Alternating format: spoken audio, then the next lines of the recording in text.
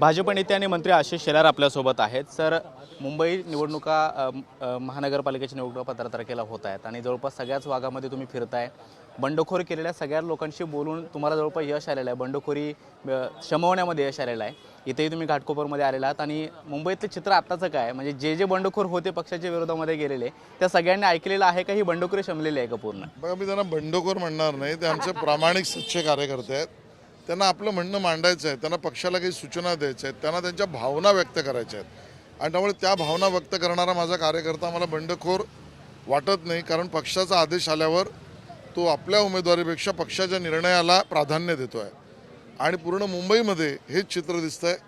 आज मोठ्या प्रमाणात बहुतांशी सर्वदूर या पद्धतीचं जे कार्यकर्त्यांनी आपापल्या भावना मांडल्या, त्यांना पक्षाचा निर्णय दिल्यावर तो त्यांनी मान्य केला आणि म्हणून आता विजयाकडचं पुढचं पाऊल आमचं पुढे गेलं आहे आणि आता महायुती म्हणून आम्ही विजयाकडे पुढे चाललो आहोत। उद्यापासून खऱ्या अर्थानं प्रचाराचा नारळ फुटतोय। मुंबईत सुद्धा काही महत्त्वाच्या सभा भाजप नेत्यांच्या होतील, त्याचबरोबर केंद्रीय नेतृत्वाच्या होतील।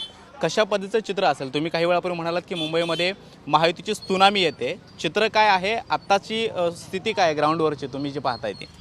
बघा, पूर्ण मुंबईभर गेली 10 वर्ष मी सातत्याने अध्यक्ष म्हणून फिरतोय, आता पालकमंत्री आहे, निवडणुकीचा प्रमुख आहे।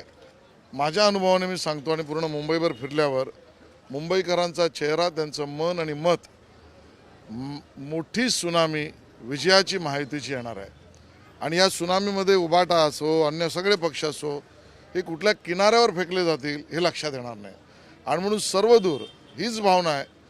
आम्ही मेळावेही घेणार आहोत, उद्या प्रचाराचा नारळ फुटेल, त्यानंतर सभा होतील, प्रचार फेऱ्या होतील, ग्रुप मीटिंग सुरू झालेले आहेत आणि या सगळ्यातून एक असं वादळ उभं राहणार आहे जे वादळ विकासाचं आहे, हिंदुत्वाचं आहे, राष्ट्रभक्तीचं आहे आणि या वादळासमोर विरोधक नामोहरम होईल, हेच चित्र समोर येणार आहे। आताच्या पक्षप्रवेशाला घेऊन एक महत्त्वाचा प्रश्न, असं म्हणतात की राजकारणात काही होऊ शकतं।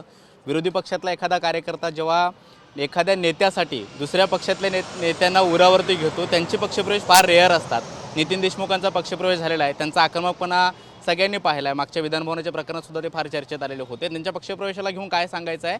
तुम्ही म्हणाल की त्यांच्यामुळे इथली ताकद वाढते आहे, कार्यकर्त्यांची नेमका काय भावना होते आणि त्यांच्याशी बोलल्यानंतर काय वाटतं? नाही, त्यांचं मी स्वागत केलेलं आहे। आमच्या सगळ्या सहकाऱ्यांनी, रामभाऊंनी त्याचा आग्रह धरला, भूमिका ठरवली आणि सर्व सहकाऱ्यांशी बोलून नितीन देशमुख यांचा भारतीय जनता पक्षात पक्षप्रवेश शरद पवारांच्या राष्ट्रवादी काँग्रेसला सोडचिठ्ठी देऊन त्यांनी या विकासाच्या यात्रेमध्ये नरेंद्र मोदीजींच्या नेतृत्वात आणि माननीय देवेंद्र फडणवीसजींच्या नेतृत्वात आणि ते रामभाऊ आहेत आणि या सगळ्यांबरोबर आमच्याबरोबर ते आले, त्यांचं स्वागत आहे, त्यांच्या सहकाऱ्यांचं स्वागत आहे। नितीन देशमुख युवक आहेत, त्यांचं काम आणि कर्मठता याचा परिचय महाराष्ट्राला आहे आणि त्यामुळे त्यांच्या येण्याने महायुतीला बळच मिळेल। पण आजचा योगायोग असा आहे की सकाळी मी एका कार्यालय उद्घाटनाला गेलो, त्यावेळेला महाराष्ट्र नवनिर्माण सेनेच्या प्रमुख पदाधिकाऱ्यांनी म्हणजे उपविभागाध्यक्ष, शाखाध्यक्ष, उपाध्यक्ष या सगळ्यांनी राजीनामा देऊन भारतीय जनता पक्षात प्रवेश केला। त्यानंतर मी मुलुंडला आमचे प्रकाश गंगाधरे यांच्या कार्यालयाच्या उद्घाटनाला गेलो, तिथे काँग्रेसचे ब्लॉक अध्यक्ष आणि AIDMKचे सुद्धा ब्लॉक अध्यक्ष यांनी पक्ष सोडून भारतीय जनता पक्षात प्रवेश करण्याचं मला सौभाग्य मिळालं आणि आता अश्विनी मेहतांच्या कार्यालयाच्या उद्घाटनाला आलो तर शरद पवारांच्या राष्ट्रवादी काँग्रेसचे प्रवक्ते हे त्या ठिकाणी त्यांचा पक्ष सोडून भाजपमध्ये येत आहेत। सकाळपासून मनसे ते शपा सगळेच लोक भारतीय जनता पक्षात येत आहेत। मला चिंता आहे विरोधकांना लोक सापडतील का? एक ओव्हरऑल प्रश्न, निवडणूक काळात अशा पद्धतीचे दुसऱ्या पक्षातल्या कार्यकर्त्यांचे जेव्हा पक्षप्रवेश होतात किंवा नेत्यांचे होतात, त्यामुळं आपल्या पक्षातले मूळ कार्यकर्ते नाराज होत नाहीत का किंवा त्याच्यावरती किती परिणाम कार्यकर्त्यांना होतो? कारण पुण्यातलं पूजा मोरेंचं प्रकरण आपण पाहिलं, त्यांना उमेदवारी दिली, त्यावरती भाजपच्या सगळ्या कार्यकर्त्यांनी विरोध केला, उमेदवारीचा मागे घ्यावा लागला। आणखी अशी बरीच उदाहरणं आहेत। कार्यकर्त्यांची भावना नेमकी कशा पद्धतीची असते? कार्यकर्ता, निष्ठावान कार्यकर्त्यावर अन्याय होऊ देणार नाही, पण पक्षाची सर्वसमावेशकता वाढताना त्याला थांबवणार पण नाही, हीच आमची भूमिका आहे। आशिष शेलार आपल्यासोबत होते, स्थानिक आमदार राम कदम सुद्धा आपल्यासोबत आहेत, नितीन देशमुख आपल्यासोबत आहेत, ज्यांनी भाजपमध्ये नुकताच पक्षप्रवेश केलेला आहे। राष्ट्रवादी काँग्रेस शरदचंद्र पवार पक्षाचे ते पदाधिकारी होते आणि त्यांनी आता पक्षप्रवेश केलेला आहे, भाजपमध्ये ते आलेले आहेत। त्यांचा आक्रमकपणा याच्या आधीसुद्धा आम्ही शरद पवार गटात असताना पाहिलेला आहे।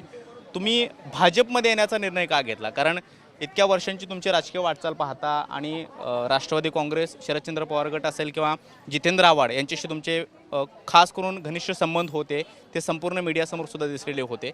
असं काय झालं की हा निर्णय घ्यावा लागला आणि भाजपमध्ये पक्षप्रवेश करावा लागतो? मुळात काय आहे, मुंबई महानगरपालिकेची आम्ही तयारी करत होतो आणि पक्षाला जेव्हा असं वाटत नाही की आमचा काहीतरी म्हणजे आमच्या प्रभागामध्ये प्राबल्य आहे किंवा आमचा जो म्हणजे परंपरेने जो आमचा एक प्रभाग होता तो प्रभाग मागताना कुठेतरी पक्ष फार कमी पडला. आणि मग रस्त्यावरती काम करणारा कार्यकर्ता म्हणून तुम्ही पूर्ण महाराष्ट्राने बघितलेलं आहे, जिथं जिथं राष्ट्रवादी काँग्रेस पक्षामध्ये फूट पडली तेव्हा पक्षाच्या बाजूने मी सगळ्यांना आक्रमकपणा देत आणि सगळ्यांना अंगावर घेत मी उभा राहिलो.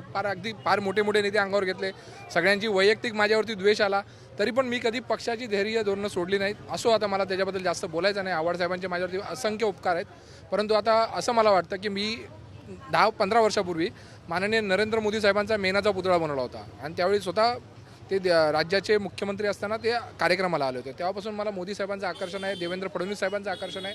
त्यामुळे फडणवीस साहेब असो किंवा आशिष शेलार साहेब असो, राम कदम साहेब असो, त्यांचं कौतुक वाटतं मला कदम साहेबांचं की त्यांच्या विरोधात मी एवढी आक्रमक भूमिका घेतली असतानासुद्धा फार मोठ्या मनाने त्यांनी मला पक्षामध्ये प्रवेश दिला आणि त्यांच्या नेतृत्वाखाली काम करण्याची संधी दिली. त्याबद्दल मी खरोखर त्यांचा आभार मानतो आणि धन्यवाद व्यक्त करतो. पक्षप्रवेश करत असताना सल फक्त एकच आहे की तुमच्या प्रभागामध्ये जे तिकीट आवश्यक होतं किंवा खास करून तुम्ही तुमच्या पत्नीसाठी प्रचार सुरू केलेला होता तरीसुद्धा पक्षाने विचार केला नाही आणि मग तुम्हाला हा निर्णय घेतला. आणि ह्या सगळे निर्णय घेत असताना मधल्या काळातल्या ज्या काही घडामोडी होत्या किंवा जितेंद्र आव्हाड यांच्यासाठी तुम्ही सातत्यानं माध्यमांसमोर आले, विधानभवनाच्या राड्याच्या प्रकरणामध्ये सुद्धा आपण पाहिलं की गोपीचंद पडळकरांशी थेट तुम्ही दुश्मनी घेतलेली होती आणि त्याच पक्षामध्ये तुम्हाला आता यावं लागतंय, तर ही सल कुठेतरी होती का किंवा तुमचे आव्हाडांशी बोलणं झालं होतं, पक्षातल्या लोकांशी बोलणं झालेलं होतं? कसं आहे, पडळकर साहेब पण आक्रमक कार्यकर्ते आहेत, आक्रमक पदाधिकारी आहेत आणि राज्याला पूर्ण त्यांचं आक्रमक नेतृत्व माहिती आहे. काही गैरसमजातून त्यावेळी तो वाद झाला होता, त्याच्यावरती मी आता जास्त काही बोलत नाही. परंतु फक्त स्थानिक प्रश्नावरतीच नाही आहे तर पक्षाची कुठेतरी वाटचाल ही फार धीम्या गतीने होते. पक्षाचं नक्की काय धोरण आहे तेच कळत नाही आम्हाला सांगितलं जातं बाबा तुम्ही तयारी करा, तयारी केल्यानंतर सांगितलं जातं तुम्ही थांबा, नंतर सांगता दुसरीकडून कुठंतरी AB फॉर्म घ्या. हे काय सगळा गोंधळ वर्तवत होता आणि त्यामुळे असं वाटलं की आता या गोंधळाच्या परिस्थितीमध्ये सामाजिक सेवा जी आपल्याला करायची आहे ती भारतीय जनता पार्टी पक्ष जो आहे देशामध्ये आणि राज्यामध्ये एक नंबरचा पक्ष आहे, त्या पक्षामध्ये कुठेतरी आपण कार्यकर्ते म्हणून मला कुठल्याही पदाची अपेक्षा नाही आहे, कुठल्याही निवडणुकीची अपेक्षा नाही आहे. ह्या अपेक्षा बाजूला ठेवूनच मी या पक्षामध्ये प्रवेश केलेला आहे. की अन्याय झाला, तुमच्यावरती अन्याय जरी झाला नसला तरी पक्षावरती अन्याय झाला, कारण तो प्रभाग तुम्ही मागू शकला नाही किंवा पक्षाने तेवढी ताकद लावली नाही. अशा वेळेला नेतृत्वाशी बोलणं फार महत्त्वाचं असतं. म्हणजे ज्यांच्यासोबत तुम्ही इतकी वर्ष काम केलेलं आहे त्या लोकांशी तुम्ही बोललेलं होतं का? हा निर्णय घेताना त्यांचा तुम्ही सल्ला घेतला? कारण कार्यकर्ता जेव्हा एखादा निर्णय घेतो तेव्हा आपल्या जवळच्या नेत्याशी बोलणं होतं, तेव्हा तुमचं काही बोलणं झालं होतं खास करून आव्हाड साहेबांशी? माझी काही हिंमत झाली नाही आव्हाड साहेबांची बोलण्याची. मला ते एकदम मनामधून एकदम फार भीती वाटत होती, कारण की शेवटी ते मला माझे म्हणजे साहेबच आहेत आम्ही त्यांच्याबद्दल नाराजी व्यक्त करत नाही आहे. परंतु पक्षाने कुठेतरी फार लवचिकपणा घेतला ह्या आमच्या पक्षाची वाटचाल करण्यासाठी. त्या पद्धतीने आम्हाला असं वाटलं आणि वैयक्तिकरित्या वाटल्यामुळे कुठेतरी या सगळ्या गोष्टी आहेत. पाठचा पण इतिहास बघितला, प्रत्येक ठिकाणी डावलणं वगैरे, फक्त रस्त्यावरती संघर्ष करायला नितीन देशमुख होता. बाकी जर जेव्हा म्हणजे तुम्हाला संगतीला पाहिजे पंक्तीला नको अशा पद्धतीची वाटचाल होती. त्यामुळे मी आता बोललो थांबूया. विधानभवनाच्या राड्याच्या नंतर तुमच्यावर 2 गुन्हे दाखल झाले. भले त्याची कारणं वेगवेगळी असते, दोन्हीमध्ये तुम्हाला कदाचित त्या तुरुंगवास भोगावा लागला, होळीचं प्रकरण असेल.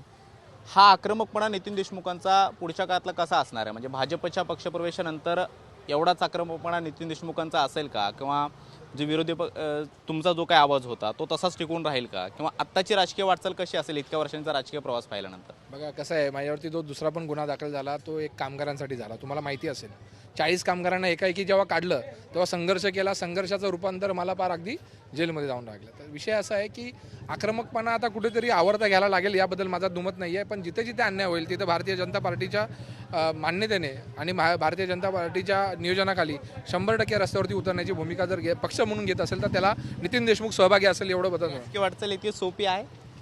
बघा आता कसं आहे की सत्तेमध्ये असला तरी भारतीय जनता पक्ष हा आंदोलन करतोच. बऱ्याच ठिकाणी आंदोलन केलेलं आहेत. म्हणजे युवा मोर्चाचे तेजविंदर जे साहेब होते त्यांनी बरेच आंदोलनं केलेली आहेत. मी बघितलेली आहेत स्वतः त्यांची मुंबईमध्ये आंदोलनं. राज्यामध्ये असो योगेश टिळक साहेब असताना त्या सत्तेत असताना पण ती लोक आंदोलन करत होती. त्यामुळे आंदोलन करणं हा प्रत्येक पक्षाचा श्वास आहे आणि तो श्वास भारतीय जनता पक्षामध्ये पण आहे. जेव्हा कुठे अन्याय होईल त्यावेळी तिथं भारतीय जनता पार्टीबरोबर आम्ही 100% रस्त्यावरती उतरू.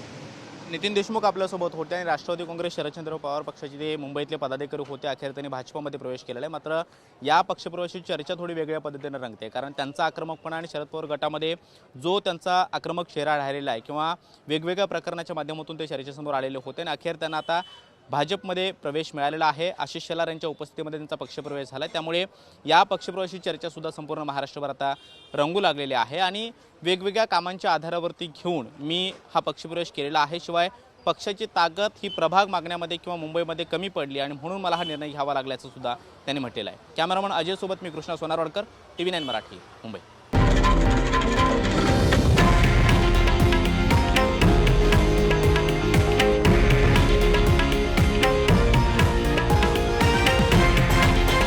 हे आहे देशातील नंबर 1 न्यूज नेटवर्क आणि आपण पाहत आहात TV9 मराठी, एकमेव.